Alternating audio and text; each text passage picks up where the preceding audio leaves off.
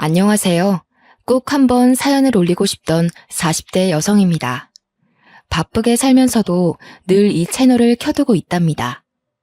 사람 사는 이야기들을 들으며 같이 욕도 하고 같이 울기도 하고 참 많은 감정을 느꼈던 채널이라 그런지 정감이 가는 거 있죠? 그런 채널에 드디어 제 사연을 올리다니 감개무량합니다.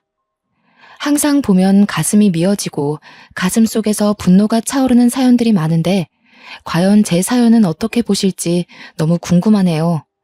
그럼 시작해 보겠습니다. 도시 빈민가가 바로 제가 살던 곳이었죠. 아직도 생각하면 인상이 써질 정도로 생각조차 하고 싶지 않은 그런 곳에서 줄곧 살았습니다. 자식이라고는 딱 저 하나뿐인데 저희 집은 참 힘들었어요.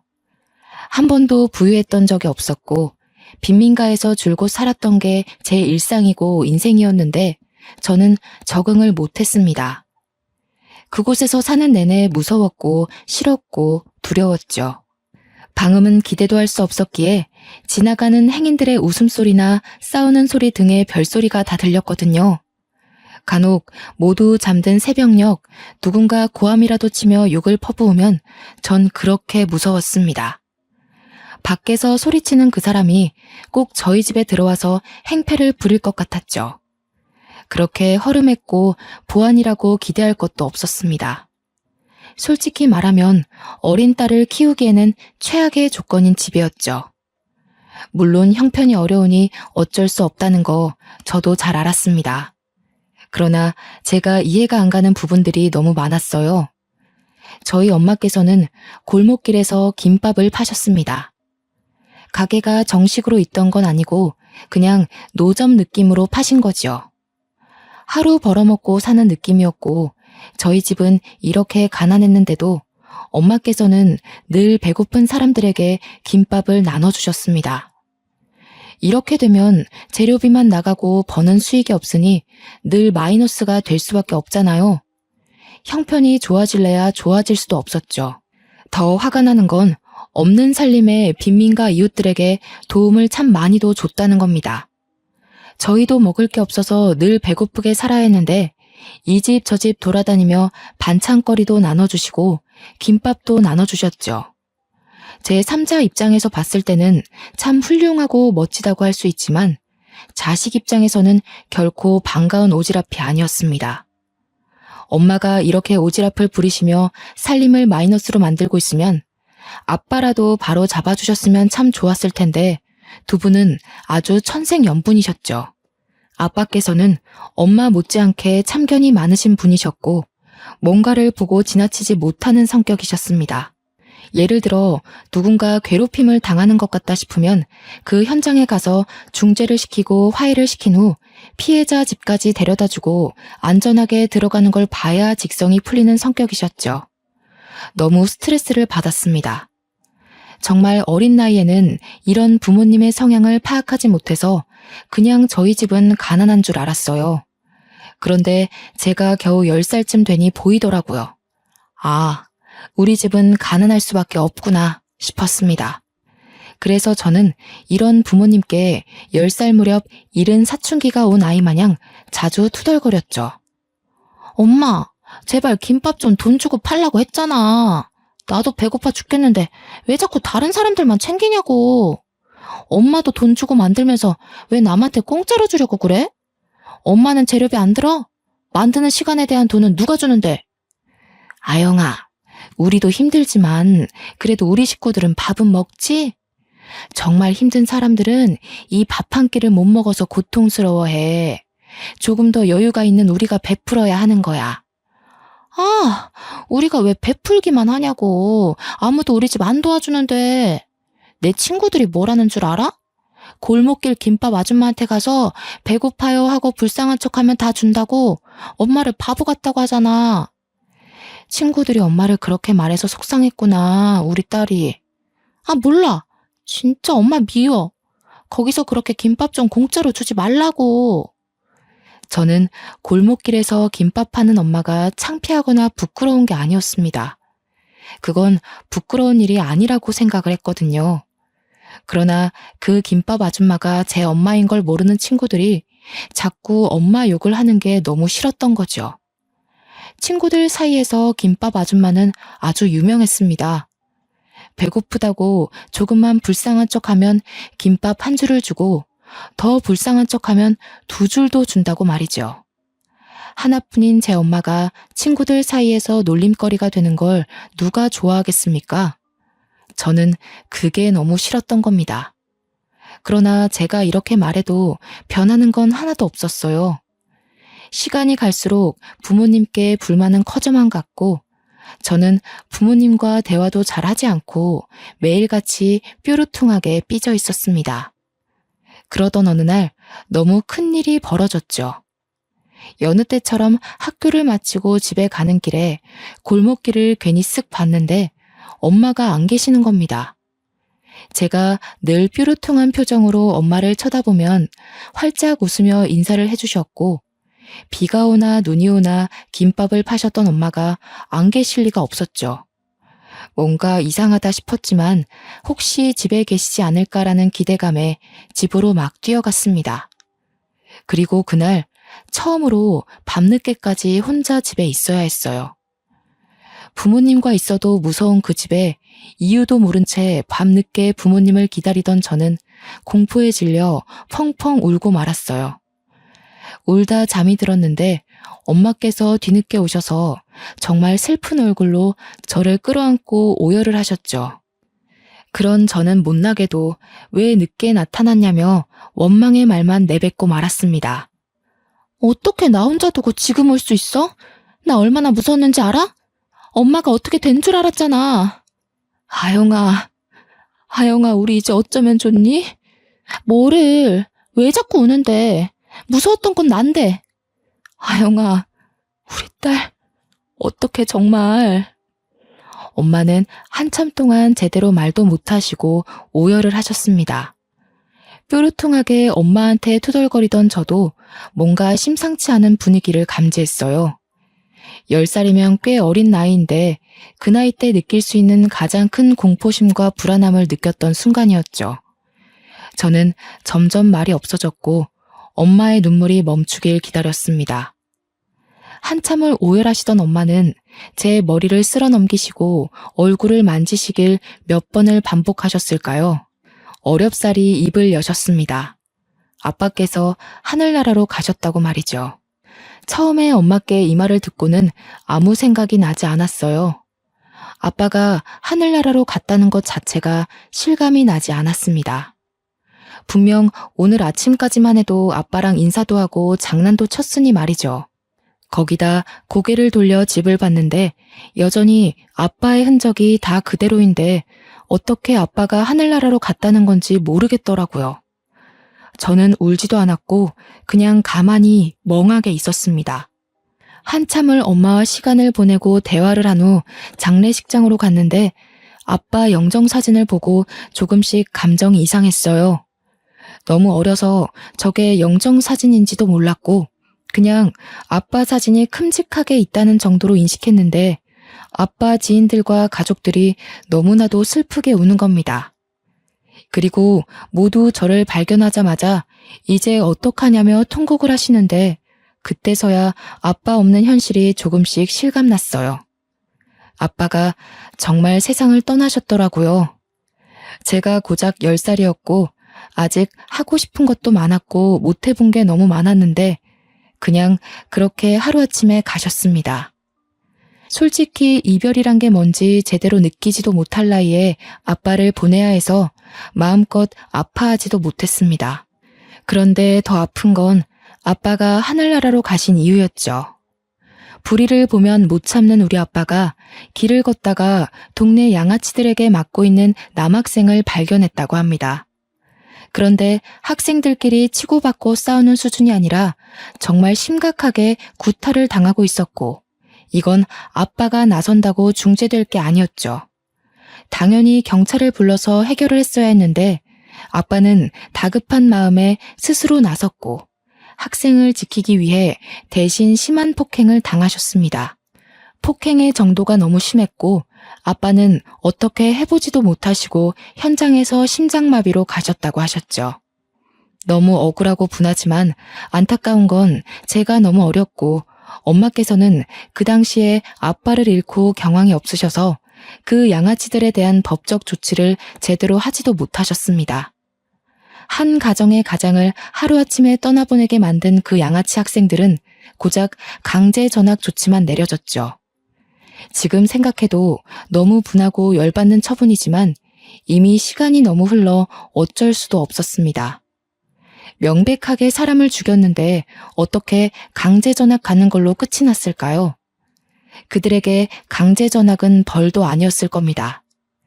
그저 다른 학교로 가서도 똑같은 짓을 하고 있을 아주 쓰레기 같은 놈들이겠죠. 사람을 죽인 그 양아치들은 아주 잘 먹고 잘 살고 있을 텐데 왜 그들에게 아무런 법적 조치가 일어나지 않는지 너무 원망스러웠습니다. 아빠께서 하루아침에 허망하게 떠나신 후 저희 집은 말할 것도 없이 힘들었어요. 안 그래도 경제적으로 힘들었던 집이었지만 더 심각했죠. 아빠께서는 원래 동네 이발소를 운영하셨습니다. 그런데 문제는 엄마처럼 남을 돕기 위해 운영한 것이지 돈을 벌 목적이 아니셨습니다. 워낙 빈곤한 동네이니 돈 없는 어르신들에게는 늘 무료로 이발을 해주셔서 솔직히 수입은 거의 없는 편이었죠. 사실 엄마보다 아빠가 더 심하셨어요. 이발소에 손님이 없으면 아예 이발소 문을 닫아버리고 미용 장비들을 챙겨서 이리저리 돌아다니거나 거동이 어려우신 어르신을 집으로 직접 가서 무료로 이발을 해주셨어요. 저희 부모님 참 선하고 좋으신 분들이지요. 그러나 어린 저는 무턱대고 남을 돕는 부모님을 이해할 수 없겠더라고요. 어린 딸 자식이 있는 가장이 어떻게 목숨까지 걸고 남을 돕습니까? 그 당시에 저는 아빠에 대한 원망이 너무 컸습니다. 생판 모르는 남을 목숨까지 도와줄 때 집에 있을 가족들 생각은 한 번도 하지 않았을 겁니다. 엄마도 아빠도 한평생을 이렇게 사셨던 분들이니 재산이랄 것도 없었고 엄마와 저는 생계 유지가 곤란했습니다. 그럼에도 불구하고 여전히 엄마는 김밥을 무료로 나눠줬고 저는 미칠 것 같았죠. 정말 부부는 닮는다더니 저희 부모님은 하늘이 맺어준 인연이 아닐까 싶습니다.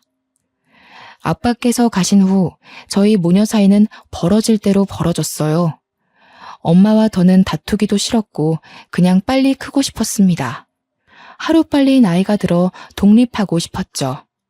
그러던 중 아빠 사망보험금이 아주 조금 나왔고 엄마께서는 그걸로 아주 작은 김밥집을 아예 차리셨습니다. 솔직히 이때 조금은 기대했어요. 제가 아무리 말은 이렇게 했어도 하나뿐인 가족이고 엄마인데 왜 싫기만 하겠습니까? 아빠 목숨값이기도 하고 정말 어렵게 차린 가게이니 엄마께서 제대로 가게 운영을 해주시길 기대했습니다. 엄마가 오픈하신 김밥집이 학교 근처라 하굣길에 궁금한 마음에 가봤어요. 그런데 멀리서 봐도 김밥집 앞에 줄이 정말 길게 서 있는 겁니다. 전 너무 놀랐고 기쁜 마음과 자랑스러운 마음에 엄마께 달려갔죠. 거기에는 학교 친구들도 있었고 처음으로 저희 엄마라고 소개를 했습니다. 뭐야? 너도 김밥 먹으러 왔냐? 아니, 여기 우리 엄마 가게인데? 너희 우리 엄마 김밥 먹으러 온 거야? 아, 너희 엄마구나. 아줌마, 저 아영이랑 같은 반 친구인데 세 줄 주세요. 배가 너무 고파요. 저도요. 저도 아영이랑 같은 반이니까 세 줄 주세요. 뭐야, 엄마? 또 돈 안 받고 김밥 팔고 있는 거야? 그래서 이렇게 줄이 긴 거였어? 아영아, 우선 정신 없으니까 집에서 말하게 가 있어. 너희들이 아영이 친구였구나. 여기 앞에 놓인 거 다 가져가. 맛있게 먹고 우리 아영이랑 사이좋게 잘 지내. 배고프면 언제든 와서 먹고. 저는 이때 정말 화도 안 나고 절망했고 엄마가 정말 너무 싫었습니다. 아빠께서 그렇게 돌아가시고 분명 엄마도 느끼신 게 있으실 텐데 어떻게 이럴 수 있나 싶었죠. 지금 당장 우리가 돈이 없어서 먹고 사는 게 힘든데 우리보다 더 못 먹고 사는 이웃들 뿐 아니라 더 잘 사는 이웃들까지 그냥 별의별 사람들을 다 챙기는 엄마를 이해할 수 없었습니다. 아직도 가슴 속에 응어리로 자리 잡고 있는 아픔들이 있거든요. 초등학교 입학할 때 그 어린 나이에 저는 친구들에게 큰 놀림을 당했었죠. 수도가 끊길 때가 많아서 마음껏 씻지를 못했습니다. 그렇다 보니 옷매무새가 깨끗한 것도 아니었고 살도 새까맣게 때가 타 있으니 늘 놀림거리였죠. 심지어 옷은 늘 같은 것을 입다 보니 해져 있어서 친구들은 저를 보고 냄새나는 거지라고 놀렸어요. 제가 이렇게 놀림 당하는 걸 엄마께서는 알고 계셨는데 우는 제게 이런 말씀을 하셨습니다. 우리보다 더 못 사는 사람들이나 도움을 필요로 하는 사람은 늘 도와줘야 한다고 말이죠. 안 그래도 엄마에게 감정이 좋지 않았는데 그 순간 모든 기대가 무너졌고 그 이후 저는 엄마는 어떤 소통도 하지 않았습니다. 그렇게 사춘기가 되었고 저는 꽤 엇나가는 삶을 살았어요. 지금 생각해보면 후회스럽고 창피하지만 중학교를 다니며 나쁜 건 다 했습니다. 우연히 어울리게 된 친구들이 길거리에서 담배 피고 나쁜 짓 하는 양아치들과 친했는데 저도 자연스럽게 그 무리에 섞여 놀았죠. 그 무리에 섞이면서 들어가기 싫던 집도 잘 안 들어가거나 아주 늦은 시간에 들어갔고 또 담배까지 배워버리고 말았습니다. 이렇게 망가지고 있는 제 모습을 굳이 엄마께 숨기지도 않았어요. 중학생이 저런 행동을 하고 다니면 너무 큰 잘못이기에 최소한 숨기고 조심하는 모습이라도 보이는 게 정상인데 저는 담배를 피우고 냄새가 나던 말던 신경도 쓰지 않고 집에 들어갔습니다. 정말 미련하고 멍청한 행동을 엄마에게 반항을 한 거죠. 이렇게 망가지고 엇나가는 저를 보며 엄마께서는 반응하셨고 많이 우셨습니다. 하나영, 너 정말 이럴 거야? 너 지금 나이가 몇 살인데 집에도 안 들어오고 담배를 피워. 내가 보여? 오래 살고 볼 일이네? 몇 년 만에 내가 보이는 거야? 아영아, 제발 이러면 안 돼. 아영아, 착하게 살아야 복이 오는 법이야. 응? 너 정말 아빠도 없는데 너까지 이러면 엄마 억장 무너져 이거사. 이제야 억장이 무너져? 난 답답한 부모 밑에서 살면서 이미 진작에 무너졌어. 그냥 하던 대로 해. 나 말고 불쌍한 사람인가 뭔가 그딴 사람들이나 돕고 살아. 왜 갑자기 관심 있는 척을 하는데? 아영아, 엄마가 잘못했어. 엄마가 미안해. 그러니까 제발 이러지 마. 너 이러면 엄마가 살 수가 없어. 아영아, 딱 한 번만 학생 신분에 맞게 노력해주면 안 돼? 이날 소리도 못 내고 숨죽여 많이 울었습니다. 많은 감정이 들었거든요. 진작에 좀 내 마음을 알아주지 싶은 마음도 있었고 한편으로는 엄마에게 너무 큰 충격과 상처를 준 것 같아서 죄송스러웠죠. 저는 중학교를 다니는 내내 엄마에게 큰 상처를 줬지만 엄마의 말대로 딱 한 번이라도 학생답게 노력을 해보고 싶었습니다. 그래서 고등학교 입학과 동시에 담배도 끊었고 중학교 때 만나던 친구들도 싹 다 연락을 끊었어요. 그리고 이악 물고 공부만 했습니다. 사실 어려서부터 제대로 공부를 한 적이 없어서 너무 힘들었죠. 하얀 건 종이요, 검은 건 글자요. 이게 딱 제 마음이었지만 포기하지는 않았습니다. 열심히 노력을 했지만 성적은 좋지 않았어요. 저는 1학년 성적을 망치고 그때부터는 과목별로 공부할 때마다 모르는 게 생기면 꼭 선생님에게 질문을 했어요.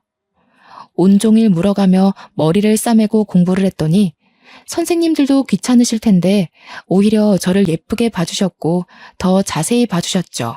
이렇게까지 머리를 싸매고 이악 물고 공부하던 저는 목표가 있었습니다. 중학교 내내 나쁜 짓 하고 1학년 성적도 망쳤지만 변함없이 제 목표는 의대였죠. 이유는 아픈 환자를 치료해주고 싶은 마음보다는 그저 돈을 잘 벌어서였어요. 지긋지긋한 이 가난을 끊을 수 있는 유일한 직업이라 생각을 해서 저는 꼭 의대를 가야 했습니다. 다들 제가 의대를 목표 삼고 있다고 하면 비웃었어요. 중학교 때 어떻게 지냈는지도 알았고 1학년 성적을 알았으니 말이죠. 그런데 전 아랑곳하지 않았고 1년 365일 내내 흔들림 없이 꿋꿋하게 공부만 했습니다. 공부를 하면서도 내가 정말 갈 수 있을까와 같은 생각들이 머리에 가득 찰 수 있지만 저는 그런 생각조차 하지 않았어요. 아무 생각 없이 공부만 하는 저를 보며 엄마께서도 묵묵히 케어를 해주셨습니다. 제가 공부하던 이때가 집이 가장 조용했던 시기였죠. 그 흔한 밥 먹어라는 말도 하지 않으셨고 상을 차려두고 조용히 기다려주셨어요. 알아서 공부하다 흐름에 맞춰 밥을 먹고 또 공부를 할 수 있도록 말이죠. 그렇게 공부를 한 결과 제가 머리가 있었는지 정말 남들보다 너무 늦었고 부족한 게 많았는데 수능 성적으로 진짜 꿈에 그리던 의대를 합격하게 되었습니다. 솔직히 저도 놀라웠어요. 공부를 하는 동안 스스로를 의심한 적은 없지만 확신한 적도 없었거든요. 제 합격 결과를 듣고 저희 엄마는 정말 행복에 겨운 눈물을 펑펑 쏟으셨습니다. 엄마, 나 할 말 있는데. 그 결과 나왔지? 우리 딸 괜찮아. 의대만 뭐 대학이야? 그렇게 노력한 모습으로도 엄마는 충분해. 고생했어, 우리 딸. 의대 안 가도 괜찮아? 그럼 엄마가 뭐 아영이 너 의사 만들려고 공부시켰나? 괜찮아. 기죽지 마. 어쩌지? 나 의대 합격이래, 엄마. 나 너무 신기해, 진짜로. 뭐? 그게 사실이야? 세상에, 장하다, 우리 딸. 어휴, 이것 봐. 엄마는 아영이 너가 해낼 줄 알았어. 고생했다, 고생했어. 세상에. 엄마께서 너무 행복한 눈물을 흘리시니까 제가 다 기분이 좋더라고요. 이제 정말 행복한 일만 남았다는 생각에 설레고 기뻤습니다. 남들에 비하면 짧지만 그래도 제 고등학교 시절을 떠올리면 정말 깨어있는 시간 동안 공부한 거 말고는 한 게 없을 정도로 열심히 해서 얻은 결과라고 생각해요. 엄마와도 사이가 좋아졌지만 약간 서먹한 게 있었는데 의대 합격을 계기로 더 친해져야겠다고 생각을 했는데 예상치 못한 일이 벌어졌습니다. 엄마께서는 제게 할 말이 있다며 분위기를 잡으셨고 마주 앉아 대화를 나눴죠. 할 말이 뭐길래 이렇게 분위기를 잡아? 무슨 안 좋은 일 있는 거야? 이거 받아. 500만 원이고 너 자취방 보증금이야. 자취할 곳도 얼른 구하고 등록금도 얼른 벌어. 엄마 왜 그래? 무슨 소리를 하는 거야? 엄마는 너 보증금 500만 원만 줄 거니까 너가 등록금 내고 다니라고. 그리고 자취할 집도 빨리 알아봐야 할 거야. 좋은 집은 빨리 나가거든. 엄마, 진짜 너무한 거 아니야? 말이 아다르고 어다르다고. 우리 집 형편 뻔히 알아서 등록금 내주는 건 기대도 안 했는데 어떻게 이렇게 말할 수 있어? 생판 모르는 남들은 그렇게 잘만 도우면서 하나뿐인 딸은 서울 가서 혼자 살아야 하는데 500만 원 쥐어주고 집도 알아서 구하고 학교도 알아서 다녀라 이거야? 아영아, 엄마가 늘 말했잖아. 생판 모르는 남이 아니라 어렵고 도움이 필요한 사람을 돕는 거라고. 아무튼 그렇게 알고 있어. 엄마는 김밥 재료 준비해야겠다. 저는 너무 충격적이었습니다. 돈을 기대한 건 아니었지만 적어도 딸이 타지살이를 하게 되면 당연히 걱정스러운 마음에 같이 올라가서 집도 같이 알아보고 계약을 하는 게 엄마 마음 아닌가요? 저 당시에 제 마음은 500만 원 쥐어주고 너 살 집까지는 구해줬으니 이제 알아서 살으라고 하는 것 같았습니다. 그래서 너무 서운했고 마음이 아팠어요. 의대는 등록금도 너무 비싸고 심지어 6년 동안 공부해야 돼서 돈이 많이 필요했기에 막막했습니다. 그렇게 꿈꾸던 의대에 합격해놓고 이렇게 슬플 줄은 몰랐죠. 비록 중학생 때 정말 나쁜 행동을 했었지만 고등학생 때 정신을 차리며 의대 합격이라는 기쁨을 엄마께 안겨드리면서 모녀 사이가 많이 회복될 거라고 기대를 했습니다. 그러나 그 말을 듣고 다시 한번 굳게 마음이 다쳤죠. 홀로 서울에 어렵게 터를 잡았지만 당장 먹고 살 게 문제였습니다. 여전히 공부에 손을 놓을 수는 없었고 일은 해야 했기에 너무 막막했어요. 한참을 고민한 끝에 저는 제 학부를 강조해서 고액 과외들만 하며 돈을 벌어서 공부를 했고 정말 힘겹게 의대를 졸업했습니다. 다시 대학생으로 돌아가라고 하면 죽어도 돌아가지 못할 정도로 힘들게 살았죠. 제가 이렇게 사는 동안 엄마께서는 걱정도 하지 않으셨습니다. 한 달에 한 번씩 전화하며 잘 지내냐 물으셨고 잘 지낸다고 말하면 알겠다며 바로 끊는 게 전부였죠. 그렇다 보니 엄마에 대한 애정이 없었습니다. 가족이래 봤자 겨우 엄마 혼자인데도 저는 가족을 챙기지 않았습니다. 그렇게 살다 제가 대학병원 인턴 1년차 때 엄마가 다른 병원 응급실에 쓰러졌다는 연락을 받았죠. 보호자가 저뿐이라 급하게 연락을 받았습니다. 저는 이때 불효녀인 저를 원망하고 또 원망할 수밖에 없었어요. 급하게 엄마가 계신 응급실로 갔는데 피검사를 했더니 간암이 의심되어 정밀검사가 필요하다는 말을 들었습니다. 전혀 몰랐는데 저를 서울로 보낸 후 엄마께서는 극심한 외로움에 매일 소주 한 병씩 습관처럼 마셨다고 하셨죠. 의식이 없는 엄마의 얼굴을 뚫어져라 보는데 제가 무심했던 사이 엄마가 너무 나이 드신 게 눈에 보여 눈물을 하염없이 흘렀습니다. 한참을 울던 중 엄마가 정신을 차리셨고 힘겹게 제게 보고 싶었다고 너무 보고 싶었다며 눈물을 흘리셨죠. 저희 모녀는 대체 왜 이러는 건지, 왜 이렇게 서로 엇나가고 마음을 모르는 건지 마음이 너무 아팠습니다. 서운한 게 있으면 대화로 풀어라도 볼 것을 자식이라곤 저 하나인 엄마에게 거리를 두고 살았으니 그간 얼마나 외로우셨을까. 제 행동들이 너무 후회되더라고요. 이유를 불문하고 서울로 모시고 올라와서 이제라도 매일을 함께하며 효도를 해야겠다고 다짐했지만 진단 결과는 좋지 않았습니다. 간암 4기에 이미 폐까지 전이가 되었던 상태였죠. 이 정도면 통증이 말도 못할 정도였을 텐데 그간 제게 말도 하지 않고 버텨온 엄마를 떠올리니 울 수도 없었습니다.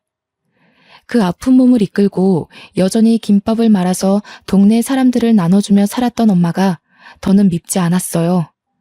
그냥 이기적이고 못된 제 자신이 미웠죠. 너무 속상한 마음에 또 마음에도 없는 소리를 하며 저도 모르게 엄마에게 언성을 높이며 말을 했습니다. 엄마, 대체 이 지경이 되도록 병원도 안 가고 뭐 한 거야?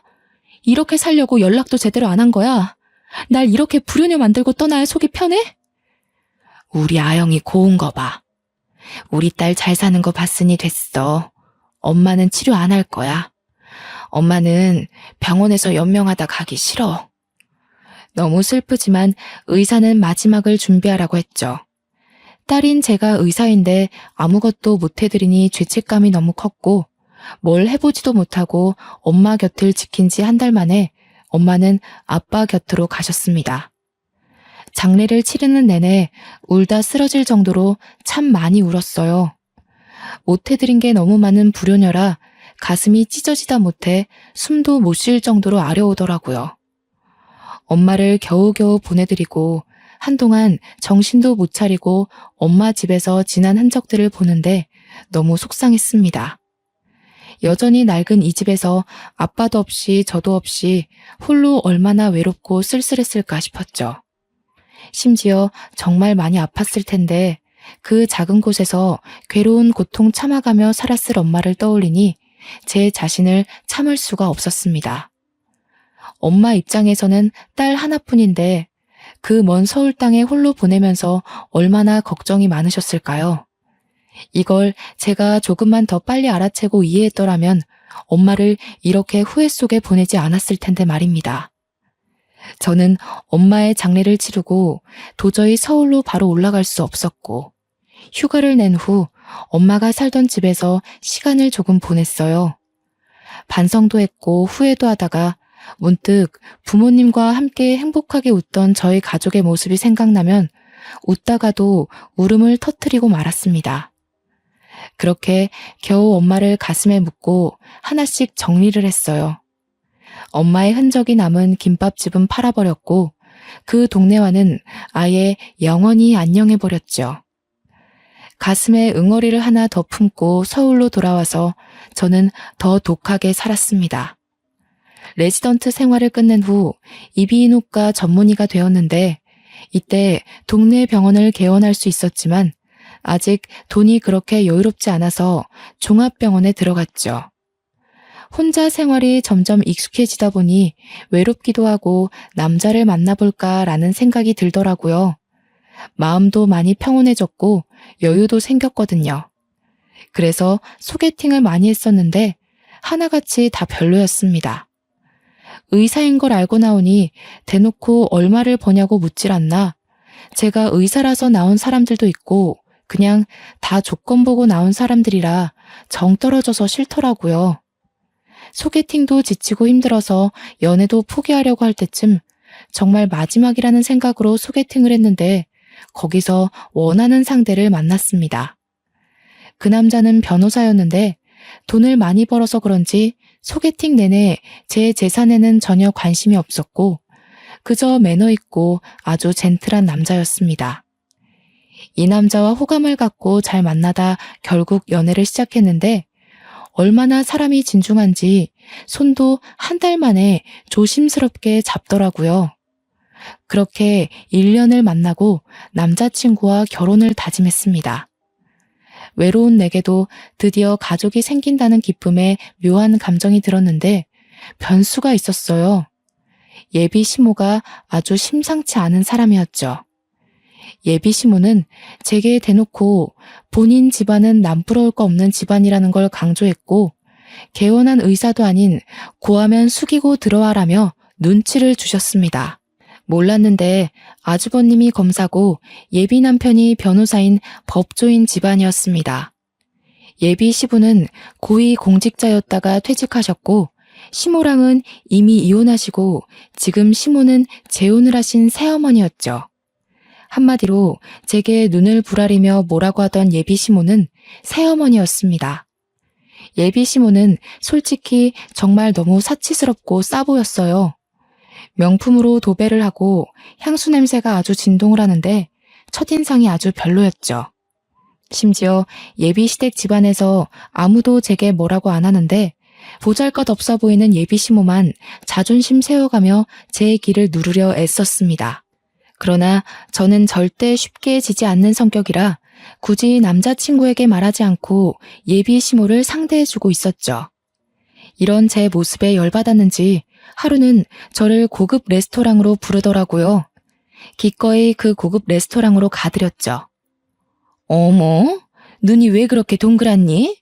아, 하긴 너 같은 고아 출신이 이런 고급 레스토랑에 발길이나 해봤겠니? 다 내 덕인 줄 알아. 아, 네. 음식은 내가 알아서 시켰어. 어차피 넌 고아 출신이라 메뉴판 봐도 모를 것 같아서. 그나저나 없이 산 사람들이 이런 곳에서 밥 먹으면 체한다던데.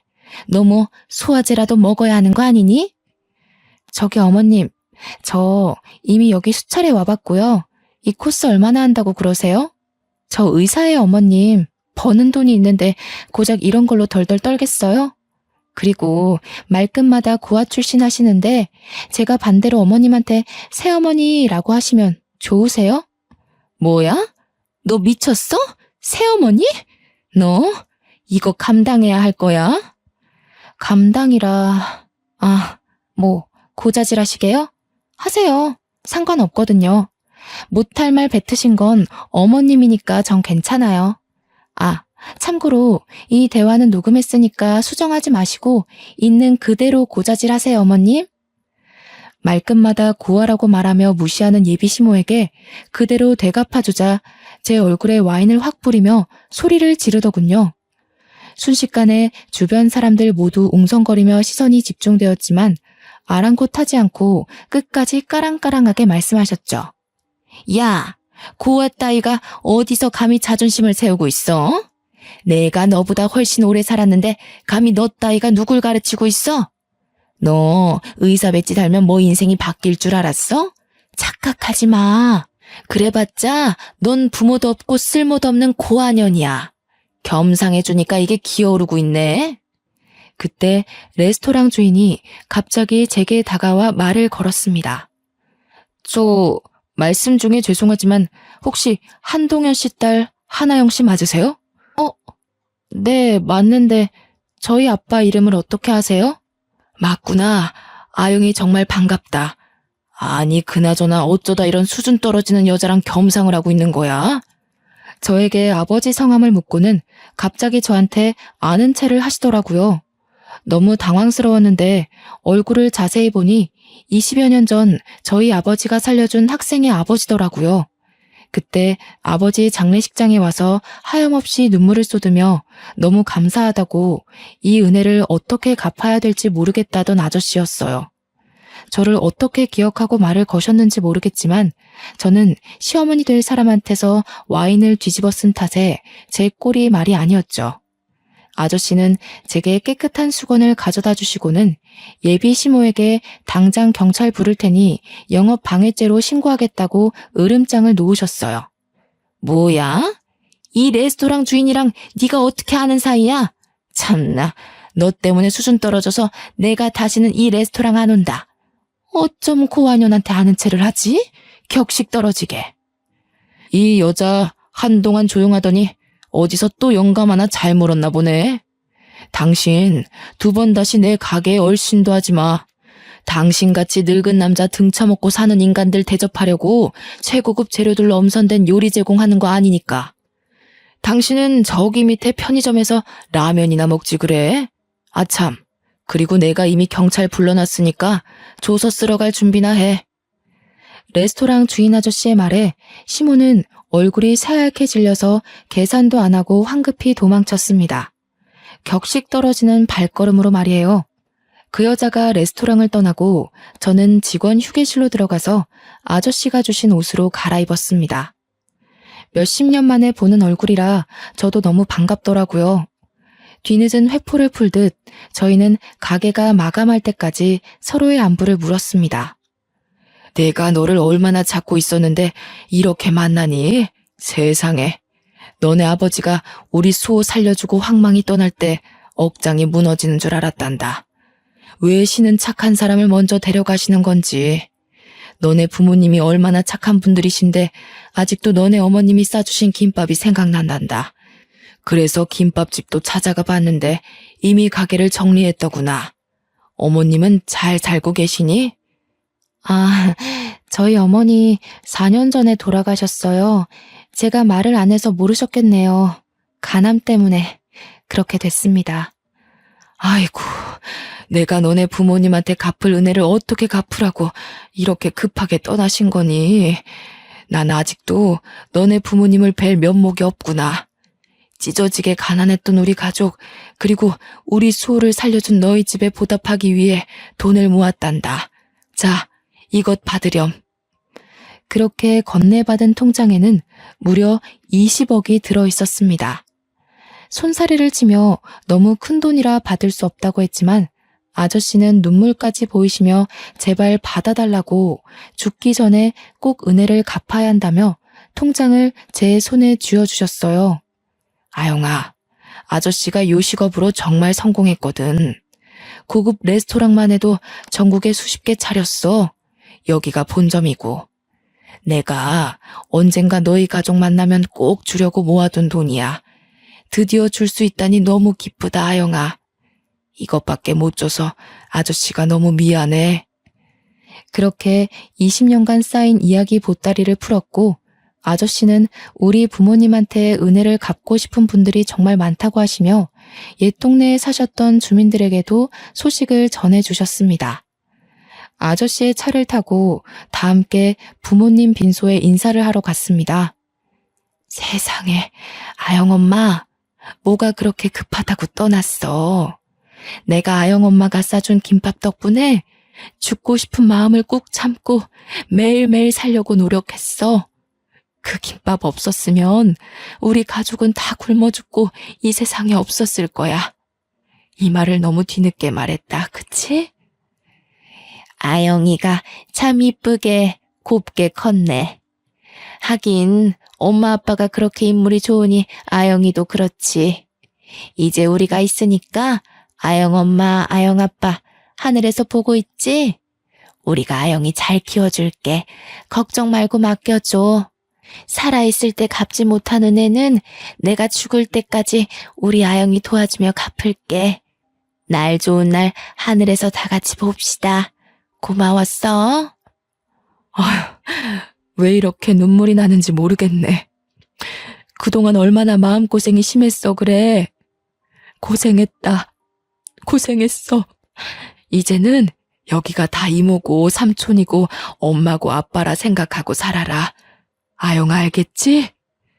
다들 왜 우세요? 좋은 날에. 워낙 형편이 어려운 주민들이 많아서 대부분 그대로 살고 계셨지만 레스토랑 아저씨처럼 성공하신 분도 계셨습니다. 제가 좋은 소식 들고 왔으면 좋았겠지만 예비 시모로 인해 파혼을 결정하며 어깨가 조금 무겁더라고요. 그래도 조금 속 시원했던 건 예비 시모와의 대화 녹취본을 시댁 식구들 카카오톡에 전부 보내버렸습니다. 처음에 남자친구에게 파혼하자고 했더니 너무 당황해하며 우리가 어떻게 헤어지냐고 이유가 뭐냐고 난리가 났었죠. 그래서 전 대답도 하지 않고 그냥 저 녹취본 파일을 보내줬습니다.